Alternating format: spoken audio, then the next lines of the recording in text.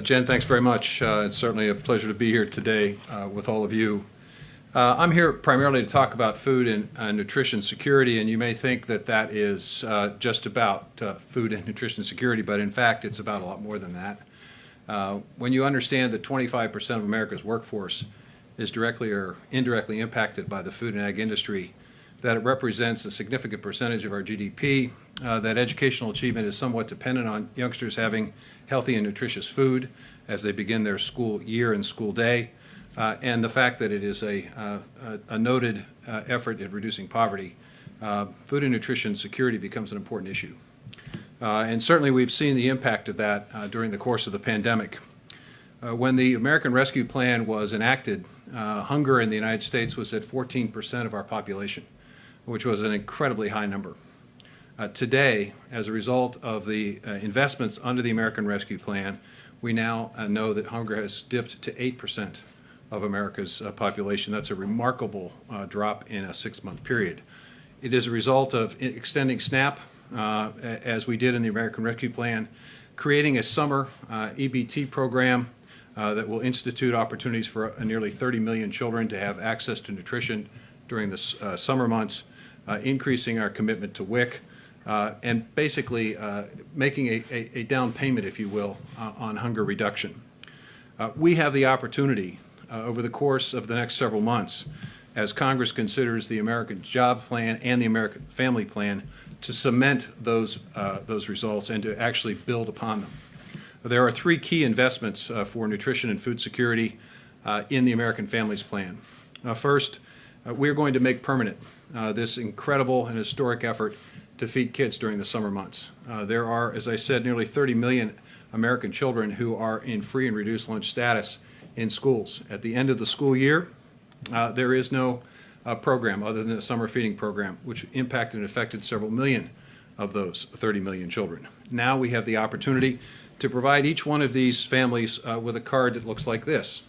This is the summer EBT card that's available. It allows parents the opportunity to go to the grocery store, as they do with their SNAP card, and be able to purchase additional fruits and vegetables and other wholesome food for their children, ensuring that 30 million kids will have the opportunity to have nutrition during the summer, which means that they'll be better prepared to begin school ready to learn in the fall. We're also extending, with this effort, the opportunity to impact free school meals in high poverty school areas by focusing on the community eligibility program that essentially identifies the ability of a school district where SNAP participation is roughly 40% to extend free meals to everyone in that school. This is going to expand opportunities for youngsters to be well fed, and we know from a recent Tufts study that one of the healthiest places in the country for children to eat is now in America's schools. So we're going to see that extended, and we're going to focus with a specific laser-like focus on elementary schools to make sure that our youngest learners have the best possible opportunity. And finally, we're going to invest $1 billion with Congress's help and assistance in trying to figure out strategies that will improve even more than we already have the nutritional value and quality of the meals that youngsters receive in schools. So these 3 steps, these 3 key investments on the American Families Plan will allow us to cement the gains under the American Rescue Plan and hopefully impact and reduce hunger to the point eventually one day where we won't have to have a press conference about hunger. So with that, I'd be happy to take questions. Great. Andrew, you want to take us off? Yeah, Secretary Vilsack, a couple questions. One about the mines that you, the mine project that you had previously blocked, and then the Trump administration allowed those to open up. Do you have any particular view on whether that should be reopened or not? This is the twin metal copper mine. There's always a very difficult balance to strike in any of these questions. And certainly in this particular one, you're balancing a pristine, incredibly important and valuable natural site, the boundary waters of the Mississippi, tremendously unique area. It's one that the late Walter Mondale felt very strongly about, and I know that from a personal experience with the former vice president. He called me repeatedly on this issue. So you've got that on one hand. On the other hand, you obviously have jobs and economic opportunity. And I think the challenge is to try to see if you can strike a balance. And that's what we attempted to do in the previous administration, and I don't see any reason why we should change that calculation. Trying to find the balance between preserving a pristine area and at the same time looking for ways in which job growth, economic growth can take place in rural areas. And that's what we're going to attempt to do. There are no final decisions being made on this. This is obviously something we also have to do in conjunction with the Department of Interior. They have a stake in this issue as well. I just want to get to a bunch of people and he has limited time, so go ahead, Alice. Sure. One way of increasing SNAP benefits is by reforming the Thrifty Food Plan. And I know that that is under review right now. Can you talk a little bit about what that review entails and when we should expect results and how the reforms would be implemented if the program is approved? It's a complicated question and one that hasn't been reviewed in detail for quite some time. And we expect and anticipate during the course of the summer months that we will complete our review and then have an opportunity perhaps to have a conversation about this in the fall. And this will be appropriately timed because, as you know, the American Rescue Plan called for an extension of the increase in SNAP over the course of the summer months until the end of September. So it's timely for us to look at this. I'd simply say that the principles that we're operating under in this area are, number one, the benefit has to be meaningful to American families. With the American Rescue Plan, we saw an additional $100 a month for a family of four being added to the groceries to their grocery purchases. It also impacts jobs, as I said before. That SNAP benefit increased and supported tens of thousands of jobs in grocery stores and across the food chain. It also has to be conveniently available. It's one of the reasons why, again, the American Rescue Plan has provided opportunities for us to look at online purchasing, make it more convenient. It has to be operated with integrity, obviously. And it has to be, we have to look for ways in which we can incent and encourage those dollars to be used in the best way possible to provide the most nutritious benefit to American families. And that's the goal, and that's what we'll look at when we look at the Thrifty Food Plan. Alex? Secretary, a group of Midwestern farmers last week sued over the COVID loan forgiveness program, arguing that it's unfair to them because they're white. Your reaction to that lawsuit, and do you stand by the program's structure? It's a great question. I appreciate it. I think I have to take you back 20, 30 years when we know for a fact that socially disadvantaged producers were discriminated against by the United States Department of Agriculture. We know this. We have reimbursed people in the past for those acts of discrimination, but we've never absolutely dealt with the cumulative effect. And by cumulative effect, I mean this. When I have the full advantage of all the USDA programs throughout the last 30 years, my operation could grow. I could invest in more land. I could get the latest and best technology. I could plant my crop at just the right time. I could make more money. If I had limited access or no access to USDA programs, obviously my operation significantly limited. So the American Rescue Plan's effort is to begin addressing the cumulative effect of that discrimination in terms of socially disadvantaged producers. Secondly, when you look at the COVID relief packages that had been passed and distributed by USDA prior to the American Rescue Plan, and you take a look at who disproportionately received the benefits of those COVID payments, it's pretty clear that white farmers did pretty well under that program because of the way it was structured. It's structured on size and structured on production. So I think there is a very legitimate reason for doing what we are doing. I think it has to be complemented with additional steps, which the American Rescue Plan provides, an equity commission to take a look at whether or not there are systemic barriers that need to be removed at the department, and also taking a look at how we might be able to create better technical assistance, better access to land, better access to markets for socially disadvantaged producers and for local and regional food production. So we're going to continue to proceed forward. Understand that litigation is going to be what it is, and we'll obviously have the Department of Justice and others do what they do. But in the meantime, the U.S. Department of Agriculture is going to move forward with that effort. Thank you, Secretary Vilsack. You've just outlined the plans for the ARP funds through the fall to deal with some of the issues around hunger. How long do you anticipate those funds will last, particularly given that next year's school year will be unique, coming off of a year where most schools have been closed for the better part of a year, And will you need more funds from Congress to address this Well, I think issue? that's one of the reasons why the President proposed the American Families Plan as a continuation and as allowing us to basically cement and make more permanent the gains that we've seen from the American Rescue Plan. In the meantime, we have worked with schools, understanding they're faced with a lot of uncertainty about the upcoming school year. And so we have already decided that we have available resources to be able to provide for universal free lunch for schools throughout the 21-22 school year. And that will extend, I think, until the end of June 2022. With the passage of the American Families Plan, we would then have the summer EBT program to provide additional support and help.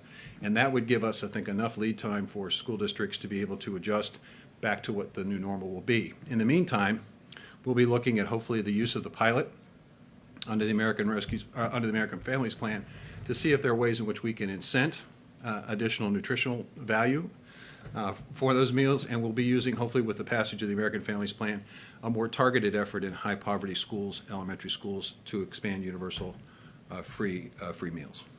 Caitlin, the last one. On this idea of a carbon bank, since you've been on the job, what is the feedback that you've gotten from farmers, and is this something that you think needs congressional approval?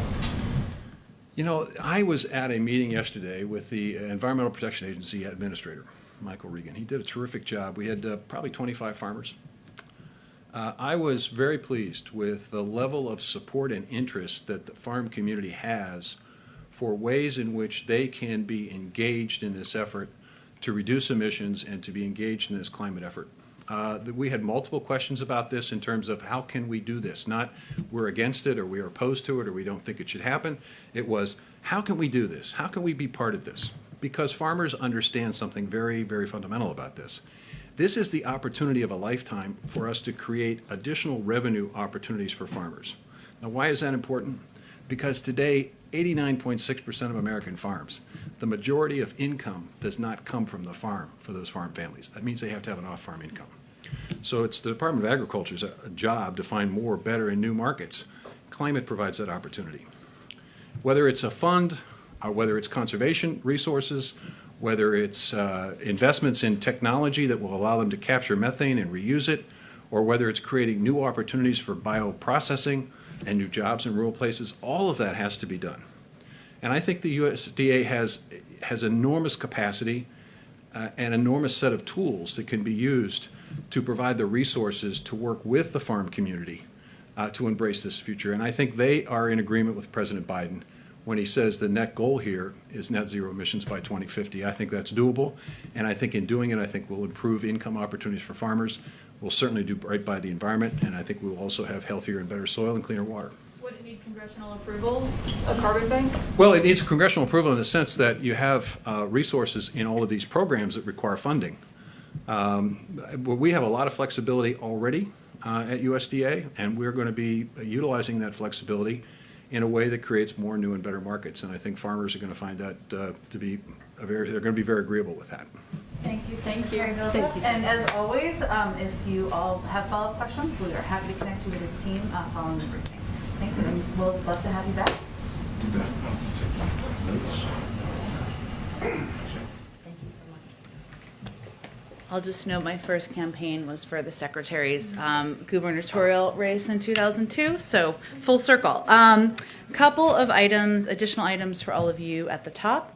This afternoon, President Biden, as you know, will deliver remarks on the American Rescue Plan's Restaurant Revitalization Fund, the administration's program to provide relief to restaurants, bars, food trucks, and other food and drink establishments. As we all know, restaurants were some of the first and worst hit businesses in the pandemic.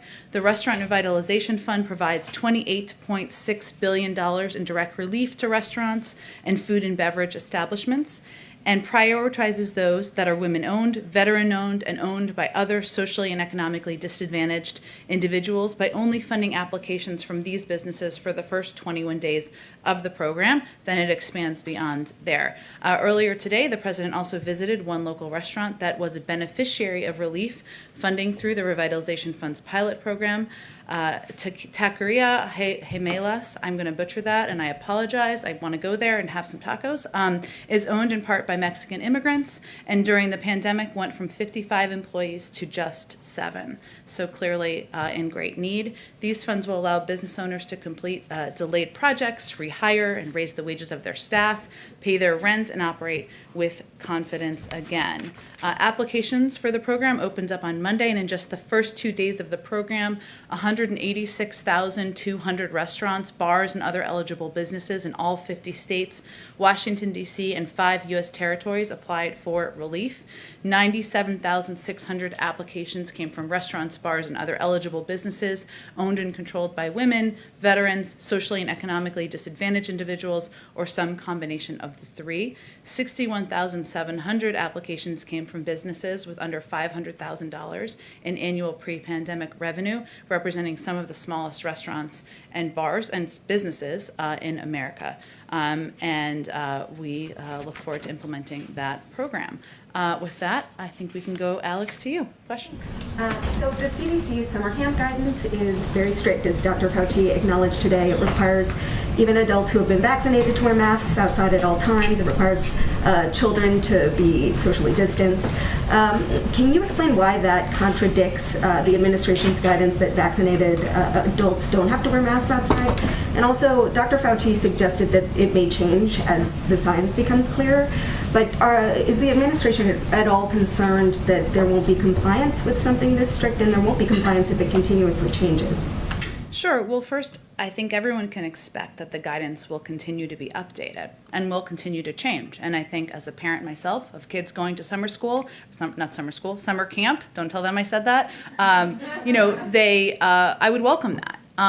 And there's no question what the CDC is trying to do is provide guidance to the American public, to parents, to families that they can trust, that they know is reliable, based on medical experts, doctors, based on data on how they can feel safe. The guidance that was rolled out last week does not convey that when you're outside in a crowd, you should not wear a mask. If you are outside and you're not in a crowd, and you're vaccinated, you don't need to wear a mask. And obviously, there is nuance in all of these applications, and people are still learning how to apply it. But as kids are dropping off, as parents, I should say, are dropping off their kids at summer camp, as there are tons of kids, tons of parents, counselors, that certainly wouldn't be someone alone. But I think what Dr. Fauci was conveying, Alex, is that the data, they're going to continue to look at the data, and they want to put out updated guidance as they feel comfortable and confident in what they can provide to the American public. Sure. And there's a new evaluation of the American Families Plan out by the Penn-Wharton budget model, and they found actually that the plan would increase the deficit and fail to grow the economy as much as President Biden has claimed. And so is there a risk in the long term that the president might not be able to fully deliver on what he's promised economically? Well, first, let me say we strongly disagree with the analysis, as do other independent experts. According to an analysis out this week from Moody's, GDP in 2030 will be more than $700 billion higher than it would be without the Jobs and the Jobs Act, the Jobs Plan, and the Families Plan. This is in large part because labor force participation will be nearly a full percentage point higher due to the effects of the benefits of child care support, and paid family leave. And that same analysis found that the economic benefits would only increase over time due to increased college enrollment and universal pre-K, which will help some of the 2 million women who are no longer in the workforce get back in. The Penn-Wharton model analysis also off in a number of important ways. It gets the cost of the investments wrong by about $700 billion, even though our estimates come from career officials at OMB. Moody's, for example, arrived at deficits even lower than the administration than we had when it came to the effect of the Families Plan. And of course, our plan would be implemented over a series of 8 years and 10 years and paid for over 15. So we're going to rely on the majority of economic analysis out there and our own analysis in here, and we are confident we'll be able to reach both our job creation projections and, of course, do it in a way we can pay for it. And one international question. Israeli Prime Minister Benjamin Netanyahu missed the deadline to put together a coalition government yesterday. or a new governing coalition. Is the president monitoring the situation, and does the administration have any sort of response or perspective on the possibility of a new coalition government there? Well, we do read all of your news coverage, but we are not going to comment publicly on government formation while that process is underway. Go ahead, Andrew. Hey, so I have a couple follow-ups on Vilsack's answer, Secretary Vilsack's answer on the Twin Metals thing. Is that a decision that you think will be coming at any point soon, or is that just sort of carved out? I don't have a prediction of that. I would say I would refer you to the Department of Agriculture, and they would, of course, be the right source for that information. We can see if there's more follow-up on it on the timeline. Okay, and then on the issue of the G7 meeting and the subsequent meetings with Putin, do you have any news for us on that front in terms of timing and also the agenda? Not quite yet. As soon as we have details or any confirmed details of timing, location, date, participation, we will of course share that with you, and I would expect we wouldn't have more specifics on an agenda if and when we have it confirmed until much closer. And then just one more on my favorite topic of the WTO. Oh, I don't know which one it is. Okay. TRIPS waiver. So this morning there was a meeting at the WTO. Catherine Tai made some comments during an FT session talking about, you know, time being of the essence, really sort of underscoring. There are multiple reports out also about kind of a division within the administration on this waiver issue. Can you just really walk us through what your perspective is on this and why? So that there's so many people in institutions and organizations now really putting pressure on President Biden to back this waiver. Well, I think it's important first to just take a step back and remind everyone that the president spoke about his support for this type of a waiver back during the campaign. But we are running a process. We have been running a process in the administration that includes all stakeholders in the administration. And he is somebody who has welcomed people of different views. He wants to know the details. He's a details guy, and he wants to dig into the pros and cons and all of the considerations for any decision. As we look at this decision, what we're really talking about, I know you know this, Andrea, but for others, we're really talking about the U.S. position as it relates to the WTO process, right? And that process will take a series of months and requires a unanimous point of view to move forward. So what the consideration now is the U.S. position. Our objective overall, as we look at this decision, is how can we provide as much supply in the most cost-effective way to the global community? And clearly there are steps we've announced. We're in the process of taking. Providing 60 million doses to the global community once we have that available that are AstraZeneca doses. Earlier this week, Pfizer announced they'll also be sending doses or manufacturing doses for the global community. And we're going to continue to work with our partners. I expect we'll have more now that the WTO meetings are underway. We'll have more to say very soon on this. Are you concerned about setting a precedent that could be, so even if India and South Africa narrow the proposal, which is apparently something that's going on, and maybe you could confirm that is your understanding. Even if that proposal is narrowed, are you concerned that you're going to be setting a precedent that could harm U.S. companies in the future? Which is what, we hear from U.S. industry. Well, clearly as these decisions are weighed, we take intellectual property incredibly seriously. And we also, though, are in the midst of a historic global pandemic, which requires a range of creative solutions, and we're looking at it through that prism. I'm sorry, Jen, I just want to be very clear. It sounds like you're pushing us or leaning toward some kind of a waiver of some kind. I'm not trying to give you an indication. That obviously would be an announcement or a decision that would be recommended by the USTR, and a decision I would expect that would be made by the USTR. But what I'm trying to give you an understanding of, which I think was your question, is what the considerations are in the thinking and decision. I think a decision will be made Soon. Go ahead.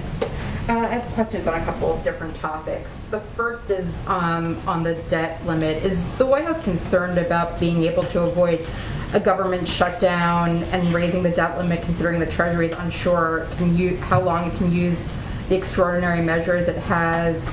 And what's the White House's strategy for pressuring Congress to agree to raise or suspend the debt limit, or are you leaving that to Treasury to figure out?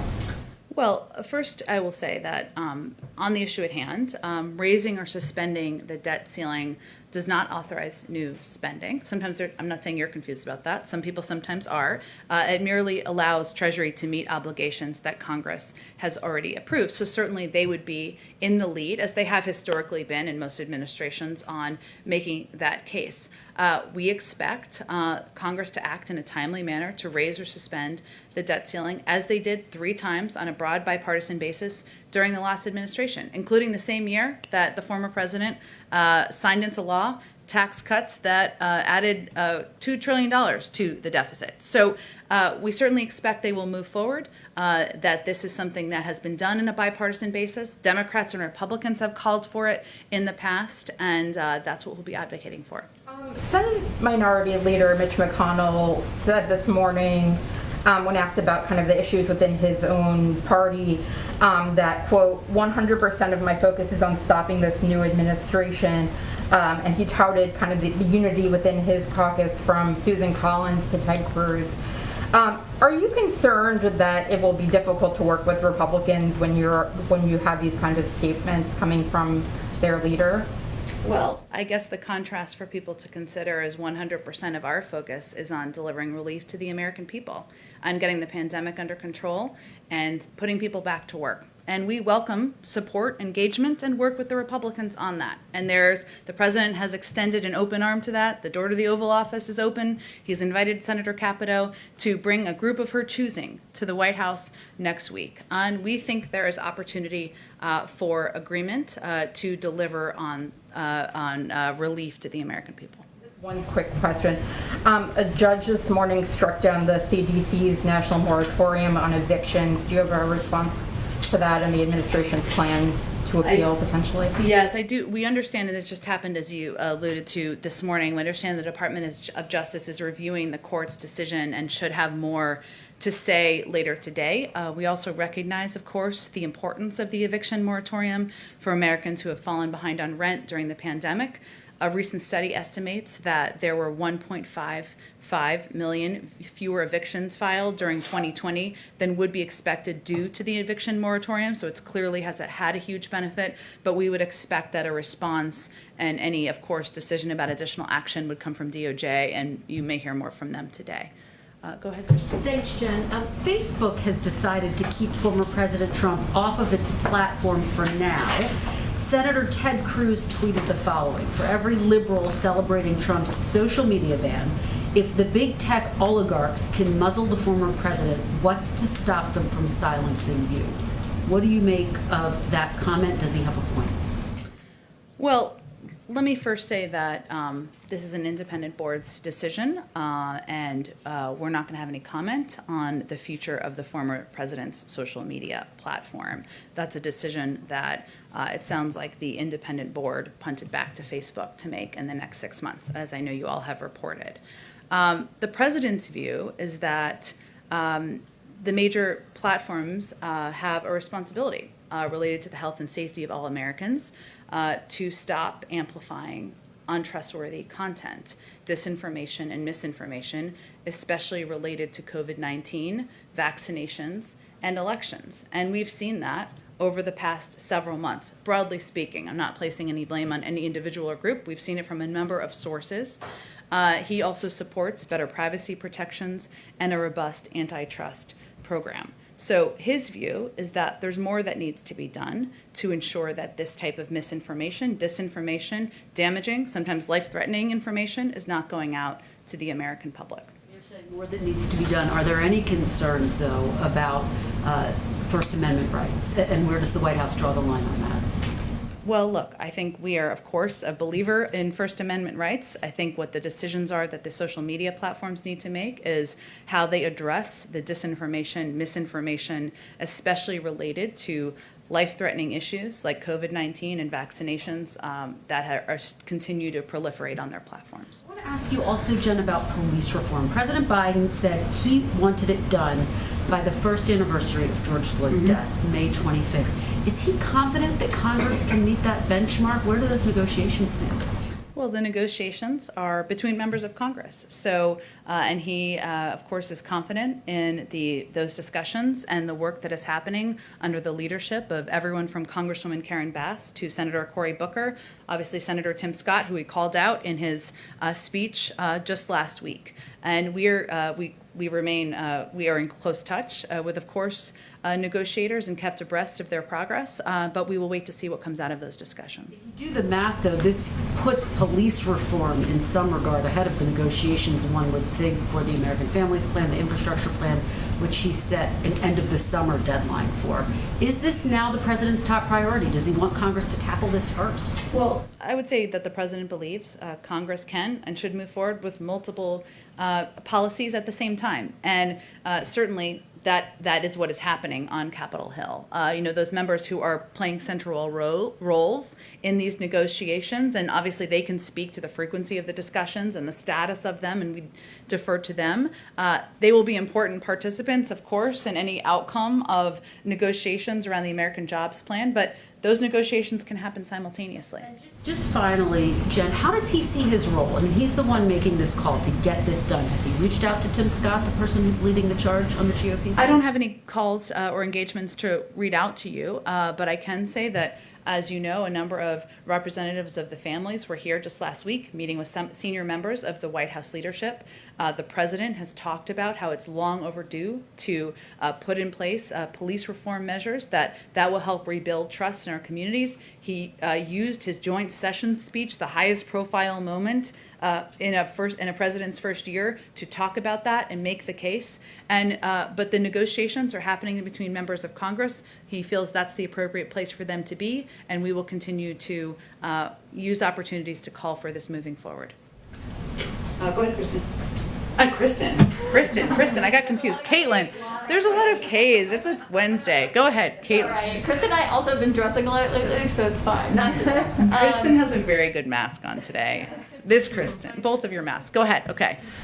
My question is on these restaurant funds. Yes. When will they start being awarded, and does the president envision having to ask Congress for more money for this? Well, on the second piece, the first awards as part of the pilot program will be funded Friday. So we're for this program, not the pilot, the actual part of it, not the pilot. Those who applied this week can expect up to 14 days on average from submission to funding. So it'll be a very rapid turnaround.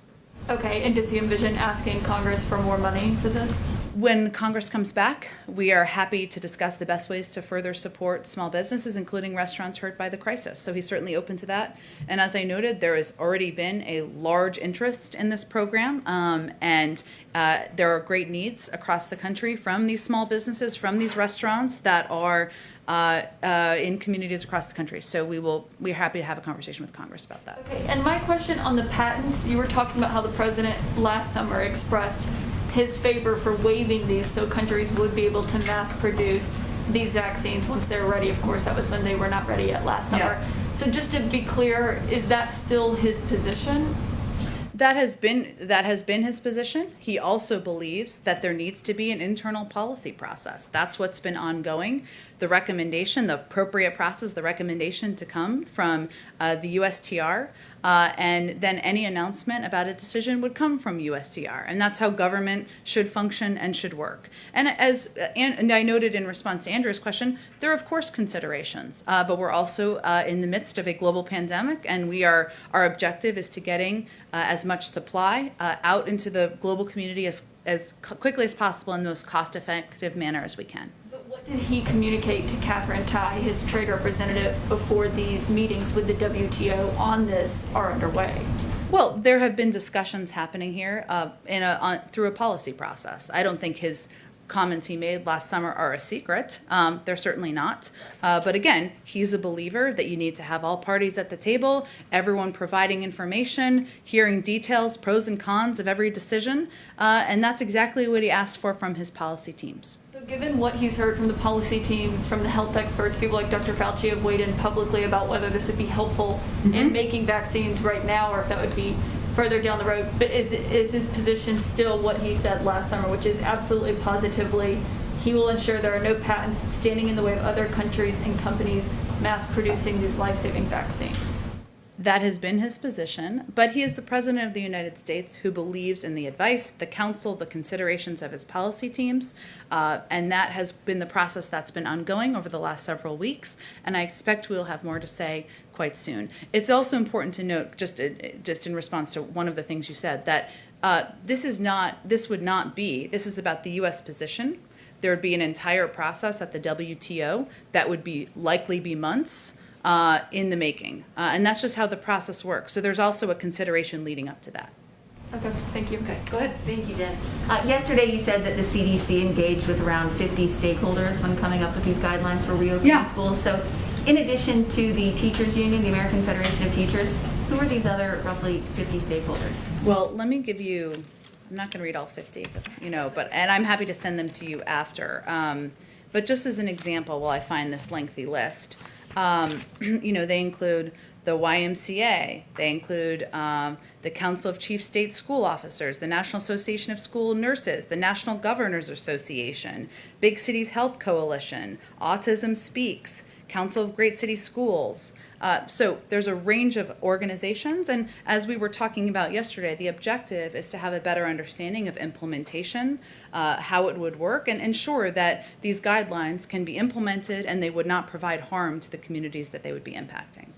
But can you just explain maybe just a little bit more, why the CDC needs all of this input from so many outside entities? Why can't it just come up with these science-based guidelines on its own? Well, they do so to ensure that the recommendations are feasible to implement and that they adequately address the safety and well-being of individuals the guidance is aimed to protect. And that type of consultation is pretty standard as a part of their consideration processes.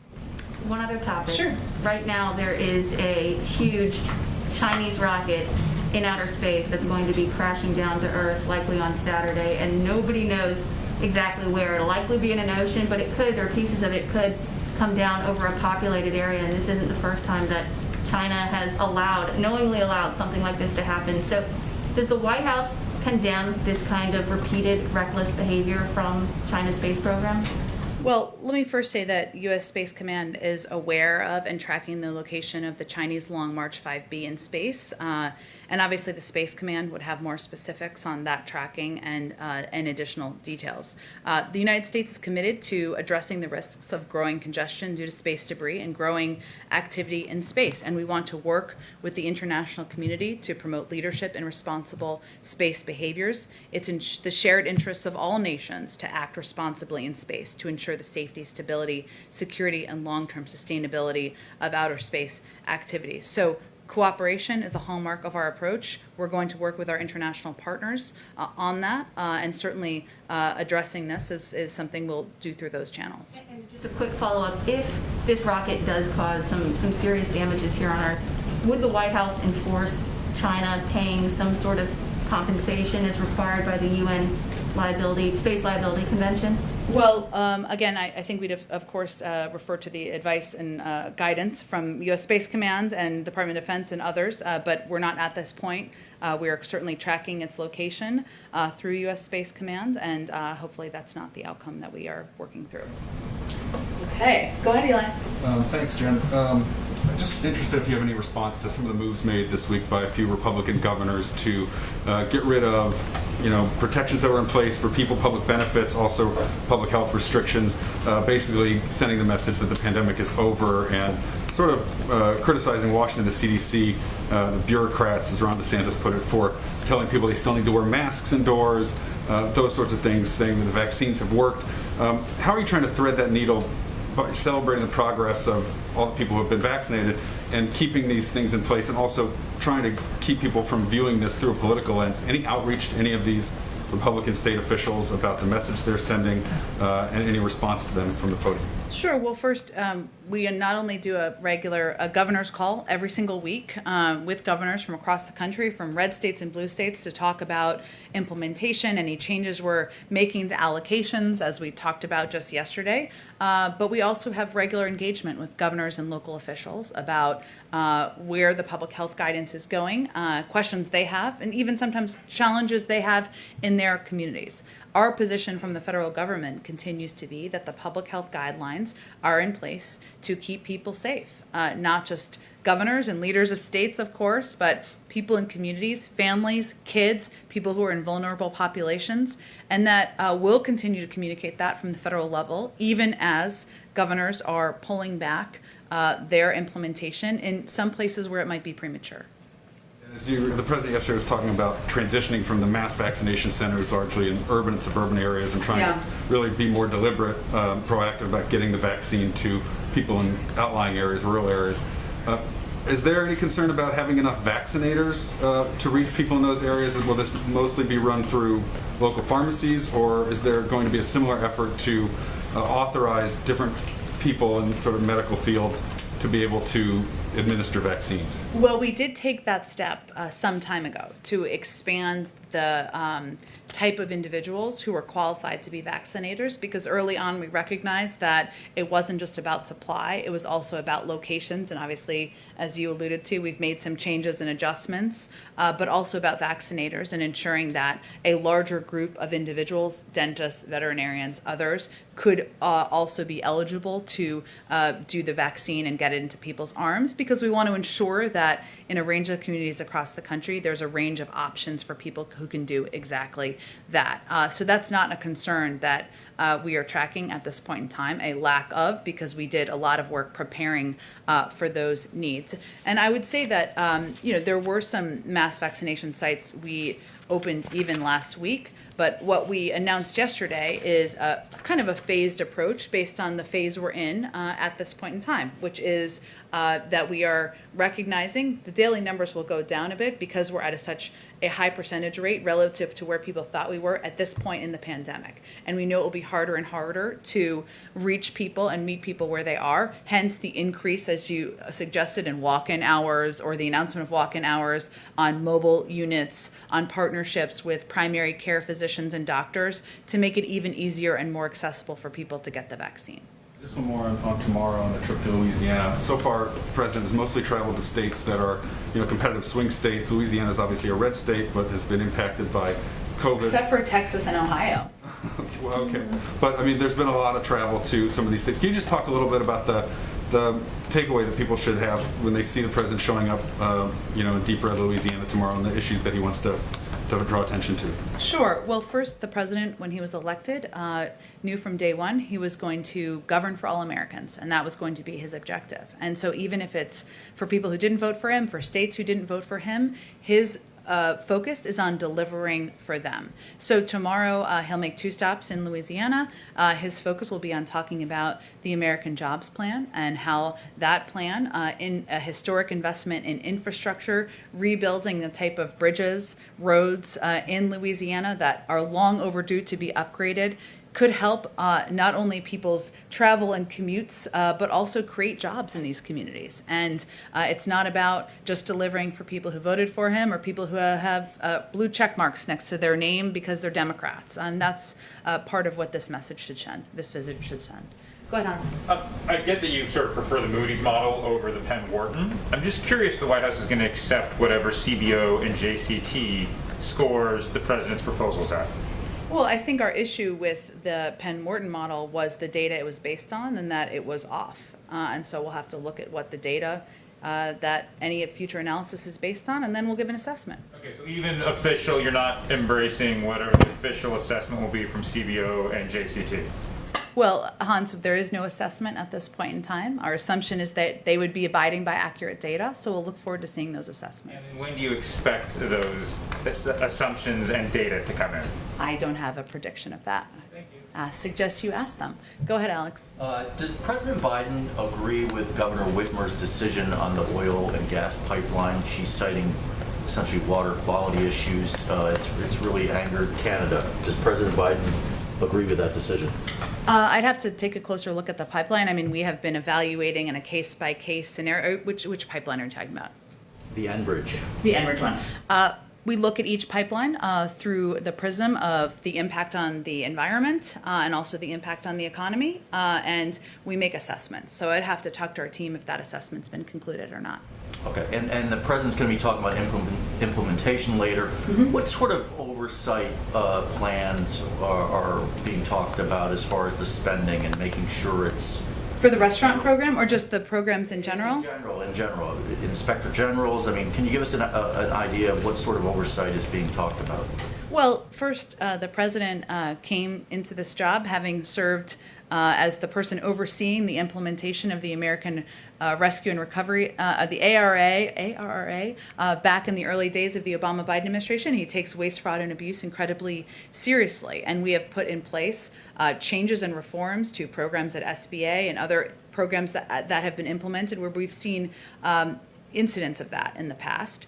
It's also why he has somebody, Gene Sperling, overseeing the American Rescue Plan implementation to ensure there is coordination across government, that we are tracking where we see issues, and certainly he's somebody who welcomes oversight and wants to do everything we can to reduce any waste, fraud, and abuse in these programs. And just finally, I wonder if the president or anyone else in the administration spoke with the Treasury Secretary yesterday, given some of her remarks that she then sought to clarify. Well, the secretary herself addressed her remarks later in the afternoon, so I'm not aware of any calls yesterday. She will be here in the briefing room, and they'll have their regular economic briefing on Friday. Go ahead in the back. So I want to talk about climate for a second. The president had said in his executive order in January that he would call for a green procurement plan for the federal government, and part of that was about buying electric cars. The deadline for that plan was April 27th.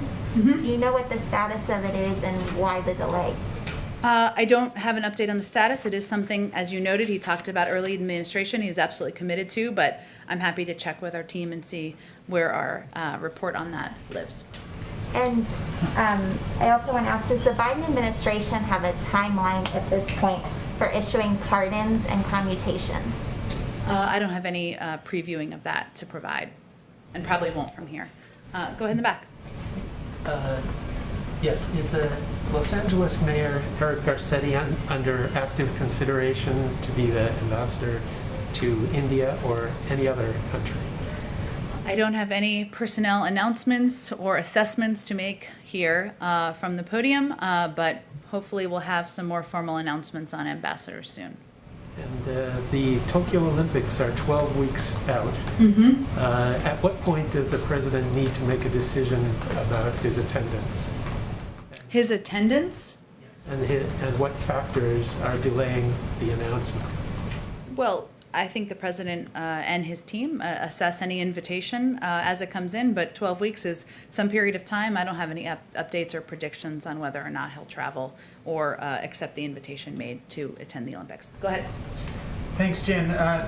Two questions. First, on the large sports arenas that are beginning to allow for fully vaccinated fans in special sections. Both Citi Field and Yankee Stadium in New York have made those announcements, and I know there are some others. Does the administration think that that is a good approach for sports teams to take, and maybe other large event venues? And are there any concerns about equity when it comes to access to facilities, if particularly those that were built with some public money in some cases, I'm sure, when it comes to people who may not have been able to get vaccinated yet? Well, first, everyone in the country is eligible to be vaccinated, and certainly at this point in time. So we are, and we, as we've noted here, have taken a range of steps to ensure we are meeting people where they are, getting these vaccine doses out to communities around the country. In terms of an assessment of the safety of this approach by sports teams, I'd have to talk to our COVID team about that. And I think it's unlikely we're going to be weighing into every private sector decision about how they're moving forward once people are vaccinated. But I will check with them on that. Okay, and then the other question, if I can follow up on the debt limit question just a little bit. Sure. Does the president have a position on whether or not the debt limit itself should exist at all, considering every couple of years we go through this question of what are the extraordinary measures and how much extra time do we have? And we know at the end of the day that it's going to have to get raised or else we're going to have some sort of economic calamity. Does the president have a view on the question more broadly of whether or not there even should be a debt limit? Well, first, raising or suspending the debt ceiling doesn't authorize new spending. It merely allows Treasury to meet obligations that Congress has already approved, right? It has been the case for many years, and there have been bipartisan votes to support. So, you know, the president does believe that Treasury should be able to meet its obligations and believes that Congress should move forward in a bipartisan manner, as they have historically in the past, including 3 times during the prior administration. Go ahead in the back. Thanks. On the G7 trip, is there any advance on whether the president will meet with the Queen? And separately, has the president or the First Lady been in contact recently with Prince Harry? I don't have any more trip details. Who among us wouldn't want to go see the Queen? But I don't have any details to preview at this point in time. I expect as we get closer to the trip, we'll have more specifics. And I don't have any calls or engagements with Prince Harry or Meghan Markle to read out for you with the President or the First Lady. One follow-up, is there a timeline on an announcement for the British ambassador? A timeline? I don't have a timeline for that. Any names or anyone under consideration? No names to float out there for you. Hopefully we'll have some more ambassadors soon to announce. When you say soon, will that be before or after he makes his decision on going to the Olympics? I can't order for you, Hans. There's just so much excitement to stay tuned for around here. So we'll see. Okay, thanks everyone.